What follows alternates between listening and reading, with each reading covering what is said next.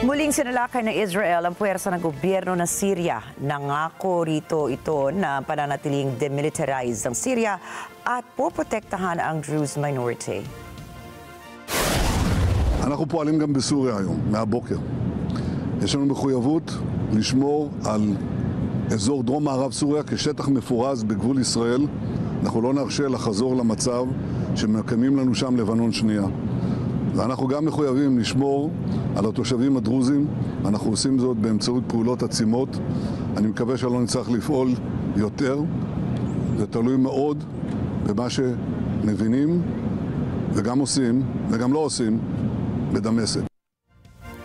Una nagpahayag ang isang leader ng Druze na isang tigil putukan, subalit pinasok ng Syrian army gamit ang kanilang mga tangke, trucks at mga motorsiklo ang Sweden City. Kaya naman inakusahan ng Druze ang gobyerno ng Syria na sinira umano nito ang isang ceasefire agreement. Samantala, nakita sa border fence sa bayan naman ng Majdal Shams ang pagtitipon ng mga Druze youth na winunawagayway pa ang kanilang mga watawat kung saan makikita rin ang mga Israeli soldiers sa kabila. Ang biglang pagtaas ng bilang ng karahasan sa Syria ay bagong hamon kay Interim President Ahmed al-Shara.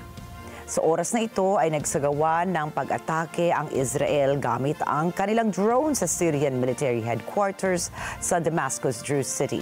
Sinabi ni Israeli Prime Minister Benjamin Netanyahu nananawagan sila sa komunidad ng Druze na huwag munang tumawid sa border upang subukan na iligtas ang kanilang mga kasama. Anya, hayaan na lamang ng Druze ang Israeli Defense at Air Force sa kanilang military operations sa border.